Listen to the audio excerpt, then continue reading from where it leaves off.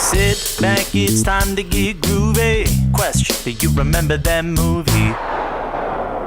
Welcome back to Remember That Movie. I am the third Alejandro Rosa on IMDb. And I am Steve Johnston, and I am not on IMDb. And welcome back to another episode and another movie. This episode, we are going all the way back to 2005 to look at the film Kiss Kiss, Bang Bang. Now, before we begin, this is my choice, so I need to know, co-host of mine, That's a new one. have you ever watched this film? Do you have history with this film?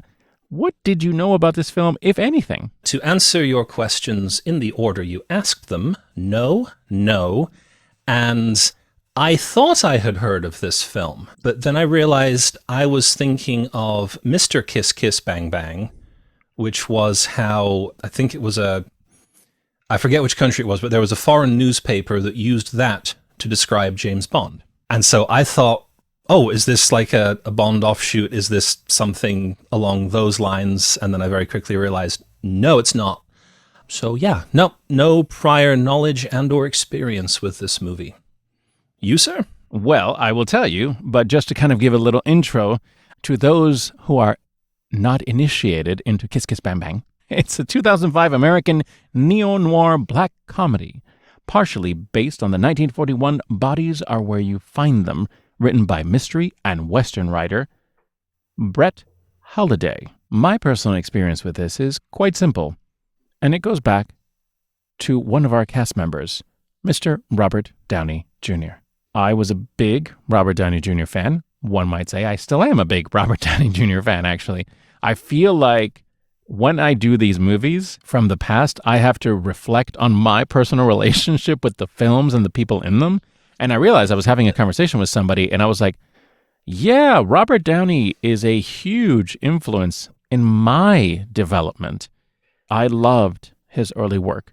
I watched Chaplin like 1,000 times. I even watched him, ladies and gentlemen, on a little show called Ally McBeal. Oh, yes. For those of you who don't know or who are too young to know, Ally McBeal was a huge show, and it started going downhill in the ratings. And then they decided to include Robert Downey Jr., and the ratings went right back up. And then they fired him.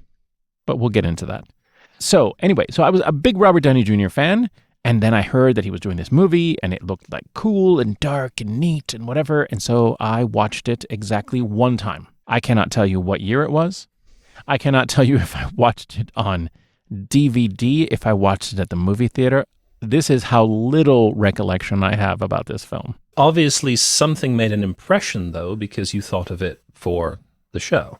I was thinking about our end of the year. We're finishing up during the holidays, and I was thinking to myself, are there any holiday movies that I'm just unaware of? So I found a list of movies that are like pseudo-Christmas movies. Christmas adjacent. Christmas very adjacent.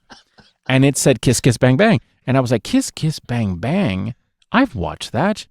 I don't remember a lot of it. I only have very vague recollection of what it was. Maybe that's what I'm going to do for the end of the year, because it does take place during the holidays. Yes, it does. In LA. It has as much tied to the holiday season as my pick last year, which, if you remember, was Ice Station Zebra, purely because it took place in the Arctic Circle. So okay. I'll to allow be it. fair, It's good. mine actually has holiday music in it. Somebody is literally dressed as Santa. Yes. So mine is more of a Christmas movie than yours. Fair enough. But yeah, so that's why I went with this, and I was like, you know what? Here is my honest opinion that I'll give at the beginning, and then I will tell you if this has changed or not.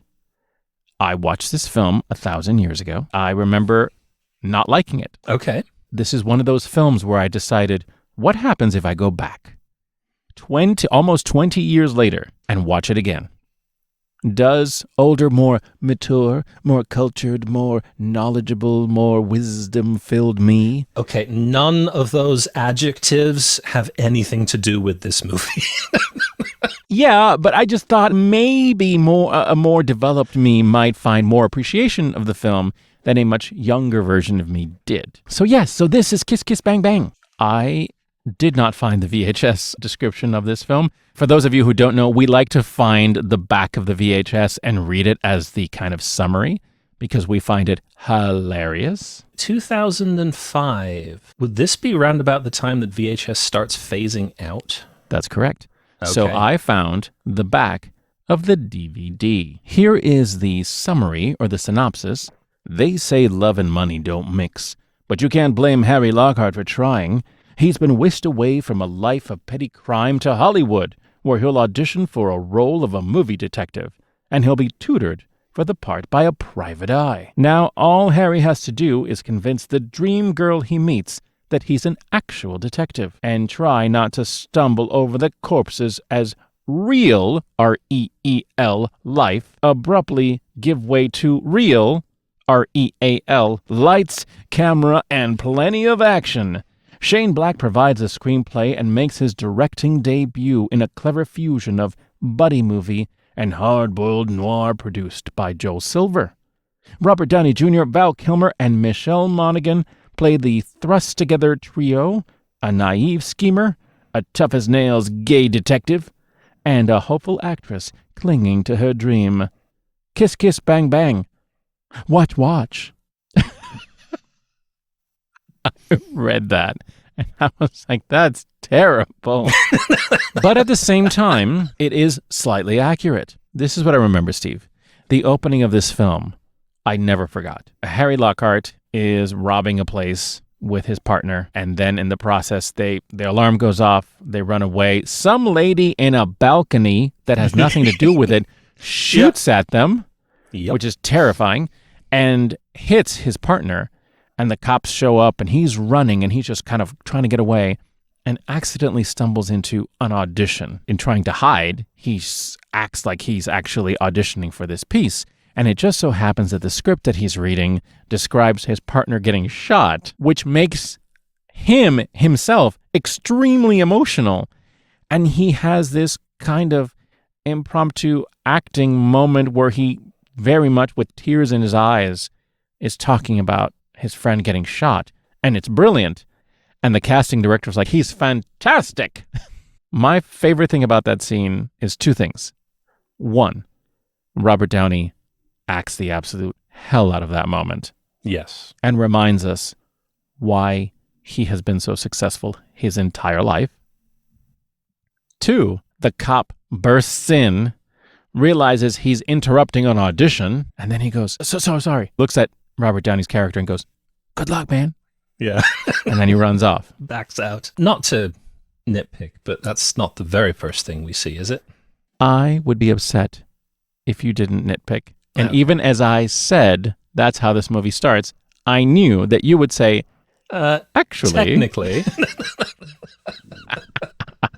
Steve, what did you want to say about the beginning of this film? Well, no, just that it starts with a flashback and narration. We get Robert Downey Jr.'s character narrating over what presumably takes place in the past because it's sepia-toned. Which we all know that it means it's a flashback. We have a little town fair, and Harold is a magician. He is performing a little magic act, and he is cutting his lovely assistant in half. Or rather, his other assistant, who is a slightly older boy, is cutting his assistant in half with a chainsaw. And everything looks good until the young girl starts screaming her head off. And for half a second, I was trying to figure out, oh dear, are they actually cutting this girl in half, or is there something else going on? Thankfully, she is just hamming it up and overacting to get attention.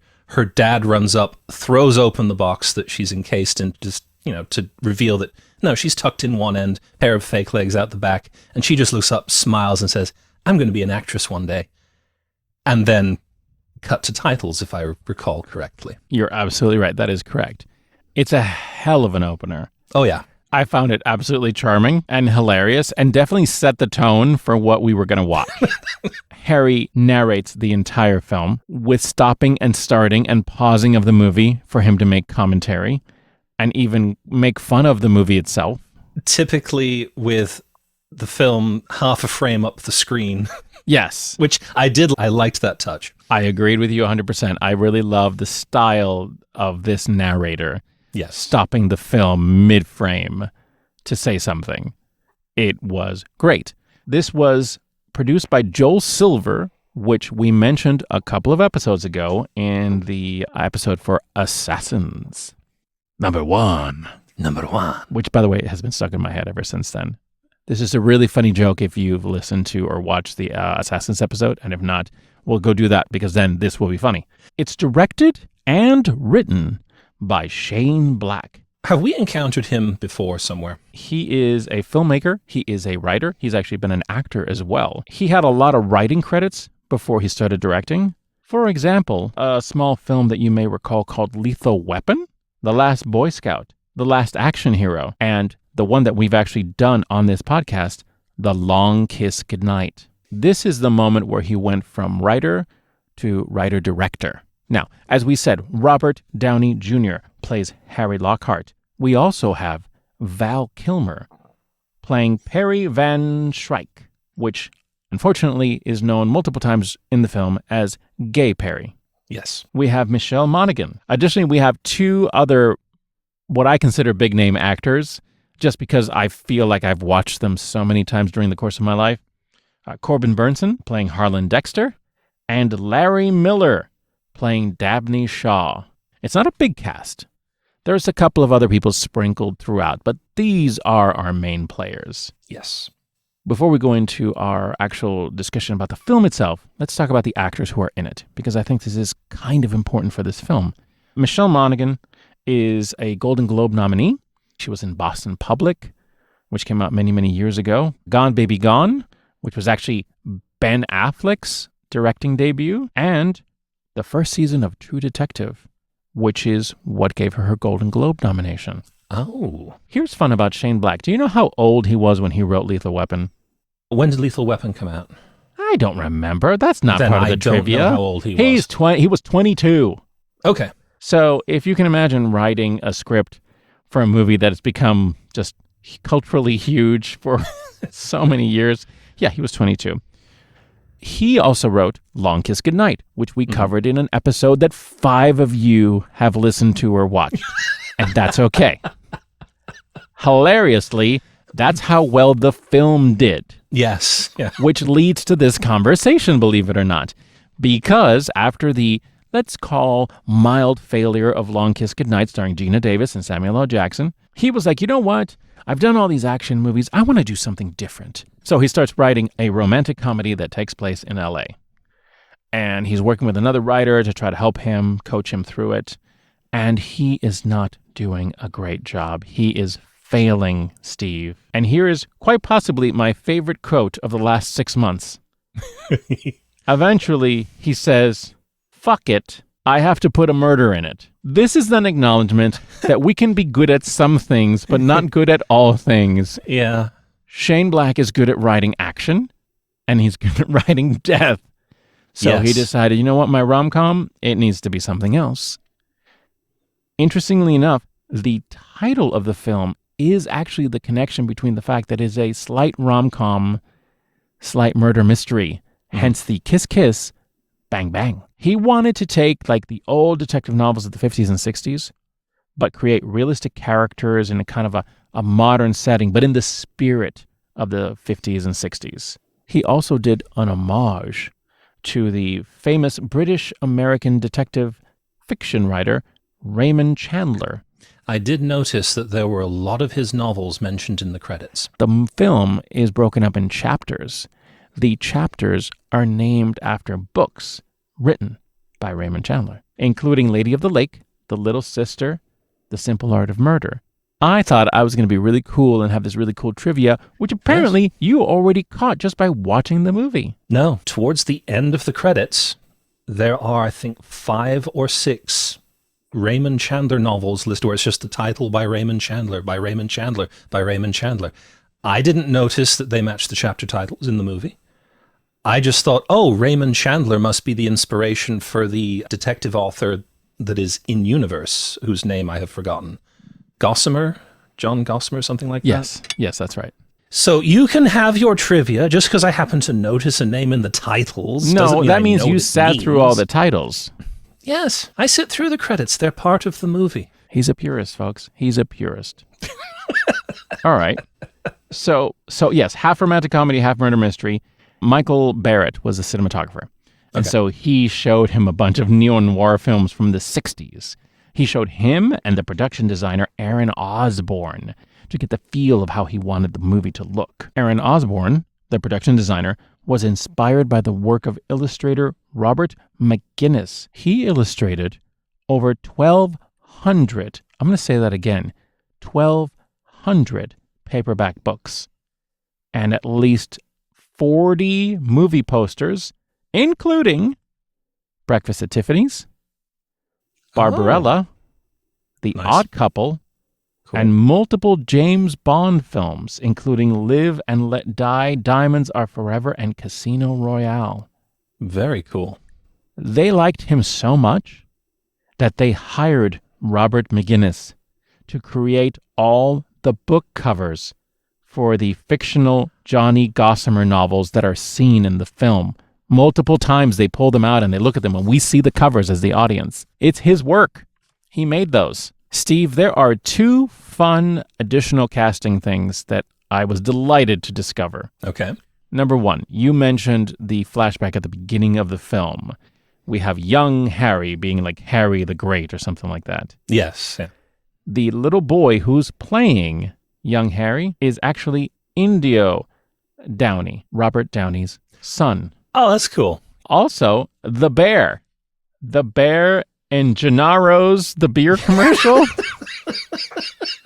I am laughing, A, because it's a ridiculous bit, and B, I don't know if you remember back to Caveman when I told you the actor who was playing the Yeti, whom you would not recognize under all of the makeup and costuming. I'm assuming this is a similar situation. Who was in the bear suit? Well, I think it was a CGI bear. Okay. I'm pretty sure. All right. But the voice The voice. Okay, the voice of the bear. was one Lawrence Fishburne. Oh, brilliant. Yeah, so Love it. we've talked about Michelle Monaghan and Shane Black, but let's talk about our 2 leads, because I think this is important in the sense that it plays a part in the story of this film. Robert Downey Jr., if you haven't heard of him in the last 30 years, he's a Oscar winner, BAFTA winner, Emmy winner, Golden Globe winner, Screen Actors Guild Award winner. He's good. Now, this film comes out in 2005. It's probably shot in 2004. Robert Downey Jr. has been pretty much a huge success story since the 90s. He started in the late 80s. He became massive in the 90s, was even nominated for an Academy Award then. And unfortunately, Robert Downey Jr. has a history with substance use. There's a whole thing that we're not going to get into. You can Google it, folks, if you're that interested. What I can tell you is it took about 5 years in his life where it was a combination of rehab, more substance use, arrests, probation, more arrests, more rehab. It was this very difficult time in his life. He gets through it. He gets through all of it. And then he has a problem. Because he's so risky, insurance companies won't insure him in films. Oh, okay. So he loses out on multiple film projects, including a Woody Allen film and another big film, because they refuse to insure him. The first movie he does after all of that is The Singing Detective, which is actually a film that Mel Gibson was working on. Mel Gibson had to pay the insurance amount for Robert Downey in order for him to be in the film. This becomes an issue for him. He does a couple of other films, Gothica, where he had to have 40% of his salary withheld, has a kind of insurance in case he had any kind of erratic behavior. So he's kind of this star who burned so bright and then had this substance use issue and then could not get back into doing what he did. He makes a couple of films, and then we get Kiss Kiss Bang Bang, Shane Black's directorial debut. And he wants Robert Downey. And thankfully, the budget isn't that huge, so they can afford him because he's also having his own troubles, right? So this kind of all the stars align to get him to do this film. Then we go to Val Kilmer. Val Kilmer playing Perry. I had the privilege of asking for the second time our wonderful friend Raven to look at the good book, as I call it. Raven is a huge Val Kilmer fan, and she owns his autobiography. And so when we did the Saint episode, I reached out to Raven and said, can you check the good book and tell me what he says about that film? And this time I did it again, Steve. He said he and Robert Downey had never worked together. They had met once at an award show. He knew that the studios had difficulty insuring him, and he knew that Shane Black was taking a risk with his film by putting him in it. He said, I met with him for a rehearsal. We bantered, and then we rehearsed, and I could not stop laughing. During this movie, it continued, I have never been so unprofessional than I have been in this movie. I ruined so many takes because I was laughing at what Robert was doing. Robert's brain was a masterpiece of creativity. He was smart as a whip. It's an actor with the sensitivity of an artist and the mind of an academic. The other thing that Val Kilmer said that he was looking forward to playing Gay Perry. Here's a quote from the book. I wanted to unpack and unlearn every gay cliche that Hollywood has slammed in our faces over the years, and play him as a man, a great detective who happened to love other men. This is our movie, but it's hard for me to put this film together because it is a dark comedy, and I think it's a mixed bag. Steve, what is your opinion of Kiss Kiss Bang Bang? What did you think when you watched it? I have a note that I wrote down because I happened to pause the movie about 1/3 of the way through at the 33-minute mark. And my note is, we're 33 minutes in, and I'm still not sure what this movie is. I could not quite figure it out. It wasn't until the corpse gets dumped in his shower that I started to kind of put the pieces together and figure out what this movie was supposed to be. In the grand scheme of things, I'm sorry to say I didn't like it, which was odd because there are numerous components to this movie that I should like because I have liked them in other films. If you step back far enough, this movie is somewhat similar to Third Man in its overall plot, in that you have a crime thing going on, and then the outsider arrives, stumbles into it, and tries to sort out what's going on. Third Man worked for me. This did not. And I couldn't quite put my finger on it until a couple days later. It takes me a while to process these things sometimes. But I realized that the reason I disliked the movie is because I disliked the characters. With the exception of Perry, everyone else was just despicable. And I was not really invested in them succeeding or doing well. Your description of how the movie came to be, where it started off as a rom-com, but the rom-com was not working, and so murder got thrown in, that explains a heck of a lot. Because I think the murder mystery part is great. That's interesting. The rom-com bits that get stuck in between the murder mystery scenes are... I did not care for them. That is what I will say. Just to kind of give some context, because I know we did the description at the beginning, but clearly this film takes place in L.A. Harry is a two-bit thief who ends up with this acting opportunity. Harry is an actual private eye who is supposed to give him lessons, right? Because in the movie that he's supposed to be auditioning for, he's going to be a private eye. And in the process, they end up getting all entwined into this murder situation that leads to more murders and chaos. He ends up reconnecting with Harmony, who is the little girl who was being sawed in half at the beginning. Yep. Who says, I want to be an actress. That's actually somebody he runs into, and they realize that they know each other from childhood, and it was his long-lost love, etc., etc. And she's trying to be an actress. Everyone is an actor, actress. Harry's in the middle, pretending to be an actor. And then again, they end up all intertwined in this murder plot This film is uneven. Shane Black is good at dialogue. He's good at snappy dialogue between characters. The actors are doing a great job. My personal opinion, convoluted plot. You try to do too much all at the same time. I agree to an extent.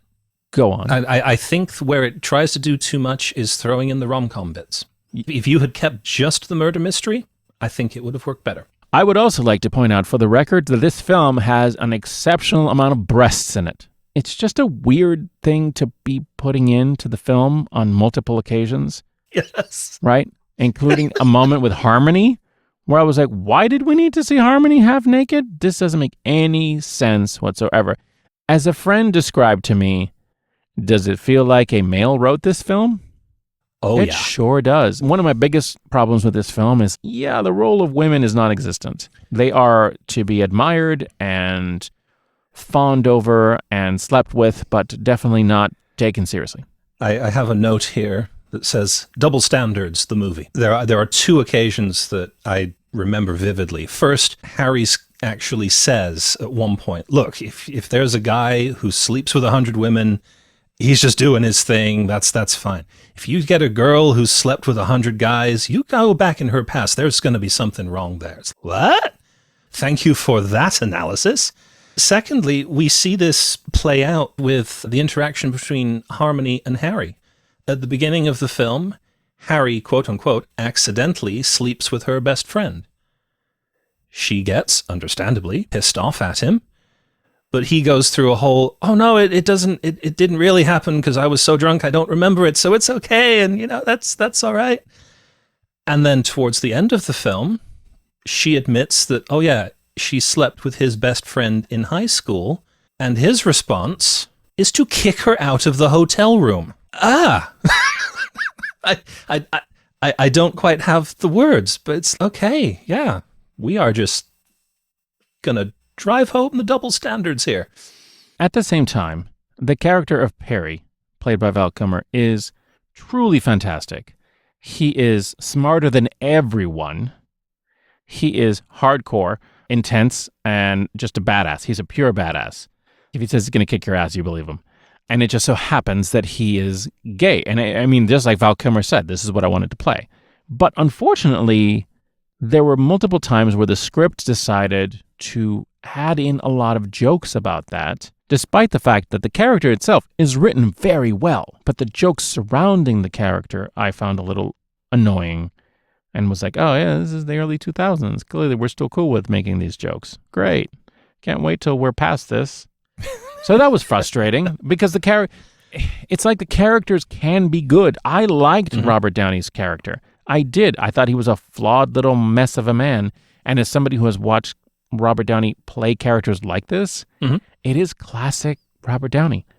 Yeah, no, I definitely got those vibes. And he is kind of like, in comparison to Perry's character, who is refined and always dressed perfectly. Yes. They have a wonderful scene in a rooftop where Perry's character is saying, dude, I'm not a nice man.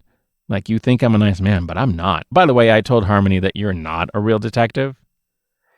And of course, Harry gets mad and he says, I understand if you want to hit me. And then Harry hits him and knocks his sunglasses off.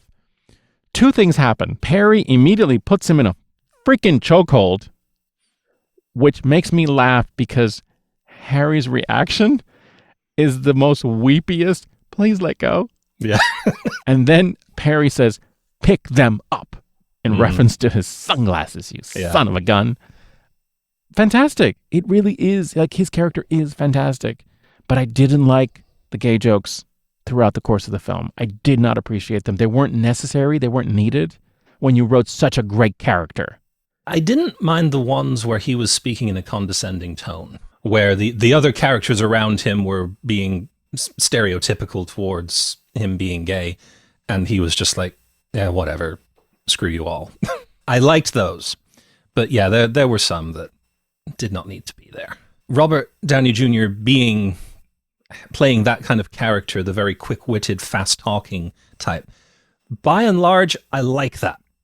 It was just too much in this movie. I hate to admit it, but one of my favorite parts of the movie is when Perry takes his hand and puts it over Harry's mouth to shut him up so that he can speak. Some of the comedy in this film is fantastic. Yes. The one-liners, the back and forth, some of the dialogue is just great. I was giggling at some of the things that Robert Downey's character said, at some of the things that Val Kilmer's character said. I loved it, which is why it was so upsetting, because other parts of it were not as good. Here's another thing that I thought was great. The dark comedy action stuff was great. Robert Downey loses a finger at one point. Straight up, somebody closes the door on him and he loses a finger. It's awful. Yeah. But it was also still funny because the reaction was very real and the comedy that came with it was very real. So again, there are parts of this that I like and there are parts of it that I don't like. Yep. Never seen a film that was so uneven. I liked so much and I hated so much of it. What do we think everyone else thought? We've already told our version of this. What do you think, Steve? Going just on my own experience, I'm going to say this did not do particularly well. And I'm going to predict that critics perhaps had a hard time figuring out, like I did, what the movie was supposed to be. This movie came out October 21st, 2005. Its budget, $15 million. Wow. That's lower than I would have imagined. The box office for this film, 15.8. So it made $800,000 in profit. Not a huge success. No. As you can imagine, the critics were mixed about this film.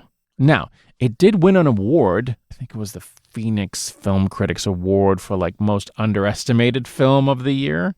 Oh, interesting. Okay. I found 4 quotes. 2 good, 2 not so good. All right. Let's see what you think about these. This is one of Downey's most enjoyable performances and one of Kilmer's funniest. Mike Russell, the Oregonian.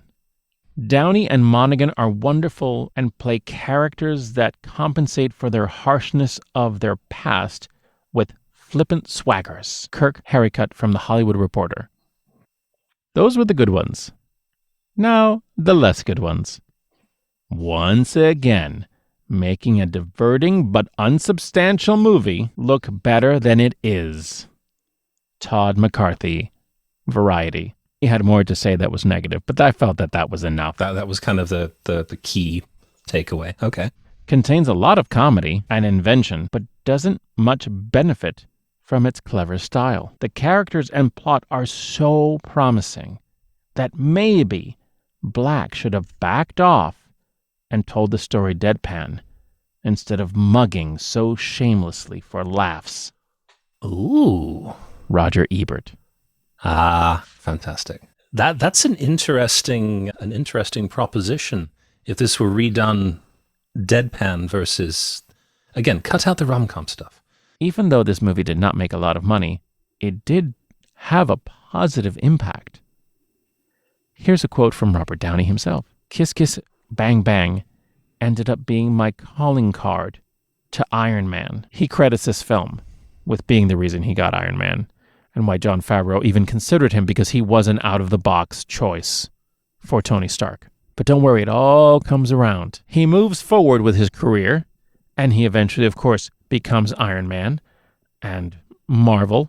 And then several years later, Iron Man 3 is directed and written by Shane Black. With a budget of $200 million, Iron Man 3 makes $1.2 billion in the box office, considered the highest-grossing Iron Man, and in the top of the Marvel movie franchise success stories. So everybody won in the end. Excellent. So this is Kiss Kiss Bang Bang. I have to say, I like it more now than I did. Okay. The first time. I think that I did not like it the first time. I think that there are things that I like now that I didn't like then.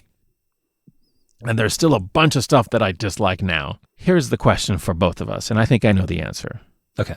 Does this movie hold up? My gut reaction is no. I want that to not be the answer. I want to say yes in some way, shape, or form, but no, it doesn't. Once again, this film has great things in it. Yes. But overall, no. Sorry, this doesn't hold up.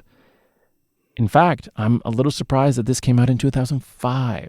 If you had said 1995, but no, that is not the case. There is one other bright thing to come out of this film, and that is the return of the crotch gun. When you said Shane Black had written Long Kiss Goodnight, I got a big smile and laugh on my face. I don't know if you noticed that. And that was because, towards the end of the movie, Perry reveals that he has a small revolver tucked in his underwear because no one checks the crotch when looking for a weapon, as we were told in Long Kiss Goodnight by Brian Cox's character, if I recall correctly. That's true. I'd totally forgotten about that. Yeah. And it's what gets Gina Davis's character out of a jam. She pulls down Brian Cox is dead. She's underwater and she reaches into his pants and pulls out a gun. That's right. Wow. Thanks, Shane Black, for that. I wonder how many times he's done that. I feel bad because now whenever I hear Shane Black, I will think, oh, crotch gun. Yeah. Crotch gun special. Regardless of everything else he's done. Well, there you go. That is the end of Kiss Kiss Bang Bang. I think we have definitely beaten this corpse. We've definitely taken this corpse, thrown it out of a window where it's supposed to fall into a dumpster, but hits smack on the head. So many great things, horrible, horrible great things in this movie that they do that make me laugh so much and make me almost feel bad for laughing like that. That is now truly the end of Kiss Kiss Bang Bang. Yes. Which means that we are done for the year, I think. Yeah, that wraps up 2024. So, Steve. Sir.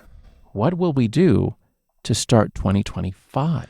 We are going to start 2025 with a bang. We're going to have a movie that has a marvelous cast, striking visuals, and one of the most epic soundtracks you have ever heard. So join us in January 2025 when we go back to 1980 for Flash Gordon. Dear God. Thank you so much for listening to this episode. Please, please subscribe. The more you subscribe, the more there's a chance we'll keep doing this. We are very grateful for all your comments. We try to respond to all of them, or at least like them. We are amused by them. That is for darn sure. Absolutely. And yes. Some of your insights are incredible, so please keep them coming. And join us next time in January 2025 when we go back to Flash Gordon. Sit back, it's time to get groovy. Question, do you remember that movie?